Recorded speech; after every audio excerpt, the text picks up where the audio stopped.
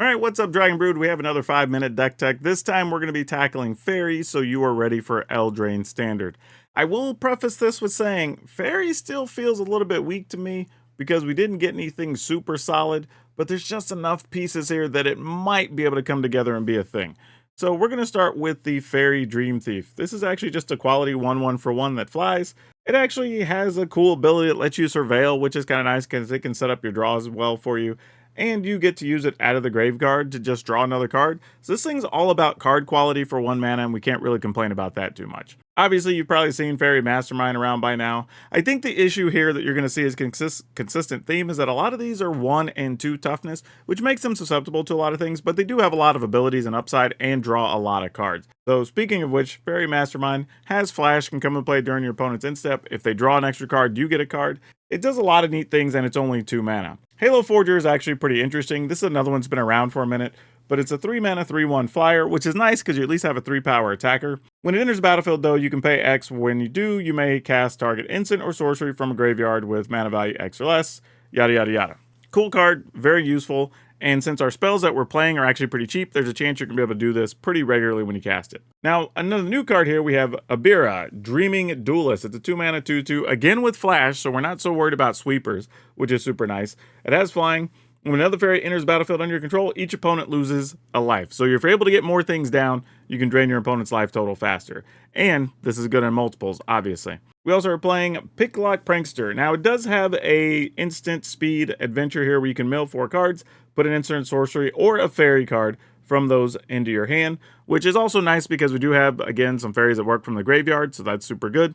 And then the actual creature itself is just a 1/3 flying with Vigilance. But 3 toughness is actually okay, and it does have Vigilance, which is kind of nice, so I don't hate that either. And then we have Sleep Cursed Faye. I know a lot of people have been curious about this card, but here's the reality. This card, it's kind of slow. It's a 3/3 for 1. You can pay to untap it, but then you have a 3/3 flyer, which is kind of legit. It's a little bit weird, but it's actually not terrible. I just don't know if it's as good as we thought it was right out of the gate. But I think it's still worth playing either 3 or 4 copies in your list. It's a big body. It does have ward too. And if you end up not having anything else to do with your mana, you could just get ahead on those stun counters by untapping it forcefully yourself. So that's actually pretty good. If for some reason you find a way to combo this with something that needs you to tap itself, then that's just bonus action. Then we're going to try Talion the Kindly Lord. This is a 4 mana 3/4 flyer. When it enters the battlefield, choose a number between 1 and 10, and whenever opponent casts a spell with mana value, power, or toughness equal to the chosen number, that player loses 2 life and you draw a card.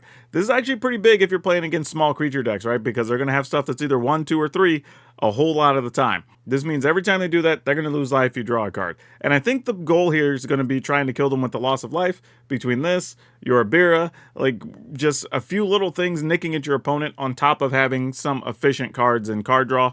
But we do actually have some decent removal and counters. We're going to talk about those in a second. I feel like I'm going to squeeze in 1 Twinning Twins, actually 2 copies, and this is just because we want something significant to close the clock, right? If your opponent's been picking off your other creatures and dealing with those, they're not going to be ready for a 4/4 flyer Vigilant with the also ward 1. This thing has a lot of stuff going on. We'll probably never ever find a way to actually use the adventure here, but it's just a big body and I'm okay with that. And then that brings us to our other spells. We're talking about Ego Drain. This is a card a few people had asked me about. I think it's good in a Fairies list. It's kind of medium in other lists depending on what the format ends up looking like. But here you just get to play it. Doesn't cost you anything, no extra discard, because we're likely to have a Fairy since we have at least 23 or 24 in this list depending on which way you want to go. And then we've got Fairy Fencing. This is an X spell removal, so a creature gets -X/-X, but then an additional -3/-3 if you control a fairy. It's instant speed. So basically what this means is if you have a fairy out for 1 black mana, you can just give something -3/-3, or you can just up it to more. This card is going to be a very good removal for this deck, and it's actually probably going to be what fuels it. Then we also have just Go for the Throats, because that's, whatever, straight up removal. And then we're going to play Spell Stutter, which is a mana leak effectively. So 2 mana, your opponent has to pay 2 more, and an additional 1 for each fairy you control. Otherwise, we're just playing a bunch of lands here.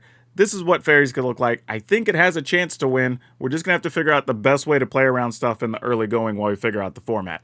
But that's it. Under 5 minutes. Be sure to check out the other Eldraine decks we have so you're ready for Eldraine Standard when the set goes live.